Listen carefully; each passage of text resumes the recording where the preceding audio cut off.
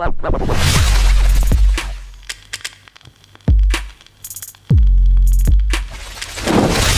welcome to another video. I'm Lewis, above me is Jordan. We've got a video about Bernardo Silva, another one. Yeah, man, maybe a week ago there was a couple of rumours, and now it's hotting up big time, and it's looking like Bernardo Silva might be one of the first players to leave the football club this summer, and it's a massive shock, really. But we'll get into it in just a second. Before we do, let's set a like tag. 1,000 is the target, guys. We got really close on the last one. I think it was about 850 or so. So make sure you leave a thumbs up on the video if you do enjoy it. Subscribe to the channel as well if you're new. Make sure you hit the notification bell so you don't miss any of our videos. Especially with the emergency live streams, you know, they're going to pop off at some point. Very soon. Yeah, 35k is the target. Maybe we'll go for 35k before the season starts, bro. I think that's that's a good one. That's a nice chill target. That's a good target, that, yeah. Right, okay, Bernardo Silva. Well, let's go back a bit, yeah? Let's go back, because apparently this isn't, like, breaking news type thing now. Apparently this has been, like, in the works for quite a long time. Now, there's rumours that this all started last summer, right? And there's a few different rumours going around. Apparently, when City were trying to get Messi, I've heard a few rumours saying that City were basically like, Barca, you can have Bernardo Silva. Which, you know, if they've actually told Bernardo Silva that, because they might not, they might have just not said that to Bernardo and just said it to Barca. If Bernardo did know that, it's kind of like, it's a bit gutting for you. You know what I mean? If you're a person, say like you got a job in it, and then your boss says, oh, we don't want you anymore, we're sending you to this company and we're going to get them because they're better than you. Basically showing that you're expendable. Yeah, you know, that must have took a little bit of a knock. There's also a few rumours going around that, you know, he don't like the fact that he's getting, you know, mispositioned every time. He's not really holding down a position. And I always go back to the fact that James Milner has this exact problem at City and has had it at Liverpool as well, in that they just sort of like, they just play anywhere, and that is a problem. It's meant for them because they can play anywhere on the pitch, and it's meant for us a football club because they can play anywhere on the pitch. But it's bad for them because they struggle to hold down a specific spot. And whilst he's played a lot of football, I was checking on Transfer Market, he's played like 46, 47 games. Okay, some of them might have been substitute appearances, but he's being played different places, which means that his form, he can never really get into form, and that's a problem. Yeah, you can't hold down. I think we did a video. Quite a while ago, and it was beginning of the season. Yeah, and we was kind of saying about Bernardo Silva's game time at the beginning of the season wasn't great. We weren't seeing much of him, and we was kind of saying, is this like the end of Bernardo? We're not seeing him that much anymore. Yeah. And then you said it then. That was like the first time that you properly like said it. You said it in that video, you explained it really well, the fact that this whole James Milner thing where he can just play in different positions, and that's kind of like a negative impact on himself, but a positive impact on the club. And as fans, we're buzzing because he can play, he's diverse, but like you say, he can't get into form and that. Which is a shame, and it would be frustrating for him, and I can see that has been one of the reasons. And people might be like, "Oh, but I don't understand. It's all fake news. All this he wants to leave stuff because he's getting good game time." But yeah, the game time doesn't translate into him being happy. Yeah, it's, you know what I mean. He might want to be able to go to a club where he can hold down his favoured position and stay in that game form there. Do you know what I mean? Try and be a world beater in that one place. Whereas at City, I don't think he's going to get that. I don't think he's going to be able, with the amount of talent we have in this squad. I mean, especially on the wings and stuff, it's hard for Bernardo to hold down their positions.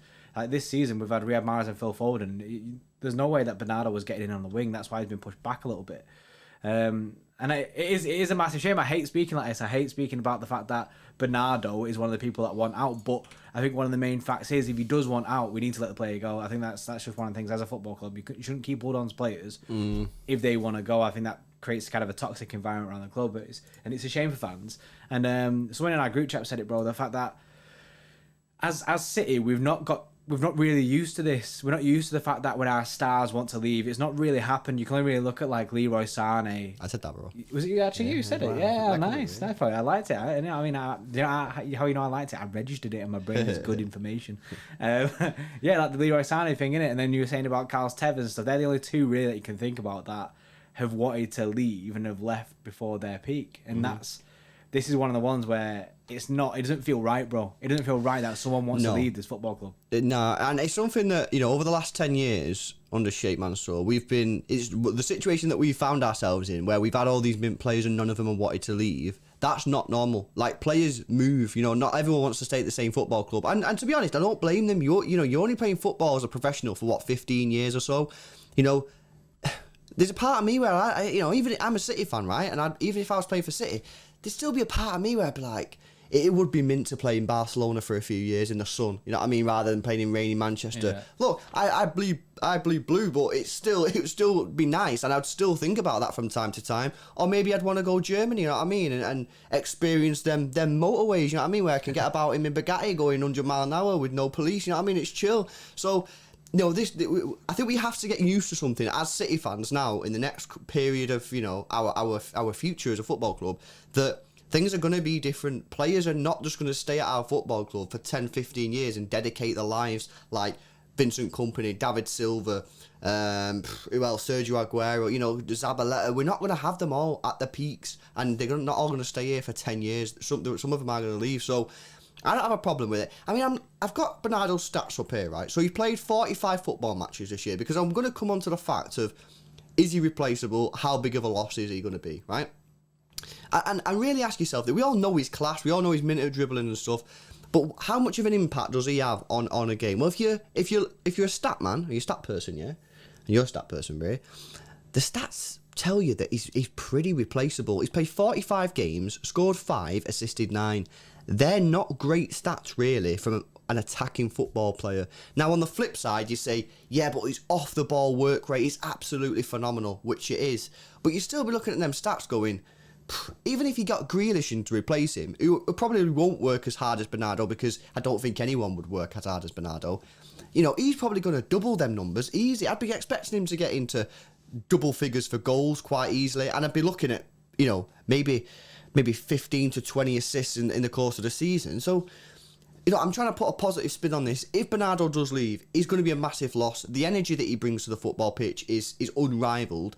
However, what you're going to gain from maybe getting a Jack Grealish in, or whoever it's going to be, in numbers, in stats, in goals and assists, you know, it might balance itself out. It might not, but you got to look at the positives. Yeah, and I think that resonates back to the fact of holding down a position, because if Jack Grealish does come in, he would be able to potentially, say, hold down that left-hand side. Phil Foden comes into the middle where Bernardo would usually operate, or even reverse that with Phil Foden staying out on the left and Jack Grealish dropping inside again, and they'd hold their positions there rather than Bernardo fluctuating all the way around the pitch and not really knowing what to do. You know what I mean? Sometimes we've seen him as a defensive mid this year, bro, like a box to box, and it's weird. It is weird. I go back, bro, to when things weren't going well at the football club this season. I go back to when apparently there was an untouchable 6 players. They were the only real ones that the City were just willing to go, no, we are not selling under any circumstances. That list could have grown. But I just go back to that in the sense that it seems very much like that is kind of, do you know what I mean? It's a yard sale at Manchester City kind of thing. Yeah, and it looks like it's starting with Bernardo. And he's the do you know what I mean, what's it called? The catalyst. Yeah, the forefront. It's a good question, bro. I've got a question for you guys. So leave in the comment section below. How much would you sell Bernardo Silva for? And before you answer, let me give you a bit of information. Number 1, transfer market, I've got an estimated value of £63 million. And I just want you to bear in mind the stats again. 45 games, 5 goals, 9 assists. We all know as City fans what he brings in terms of energy and work rate on the pitch. It's phenomenal and probably one of the best in the world. However, as a buying football club, don't get rid of your City brain. As a buying football club, how much money are you going to spend on an attacking player who only gets you 5 goals and 9 assists in a season? And by the way, them 45 appearances, he started most of them. There's only about 4 games where he got subbed on. So you can't come at me and say, oh, most of them were subs. They weren't. So bearing that in mind, you know, and bearing in mind you got the COVID situation, maybe players' prices are a little bit, you know, deflated right now. How much really do you think City can get out of Bernardo Silva? I think I know that transfer. What did I say? Transfer market was 63. Transfer market is predicting about 63. When you started saying it in my head, bro, it was my idea was around £60 million. Would probably get through 60 to 70 million pound is probably what would end up getting for Bernardo Silva. I think 70 is the top end. As a blue in it, as a football fan, seeing Bernardo Silva week in week out, and we can appreciate what he brings. I'd be like more, get 90 mil for him. So I mean, inflate his price because we know what he can bring. Yeah. However, I don't know. I think more realistic. I think it's going to be around 60. I think top end would be 70, but I don't. With this market, I think.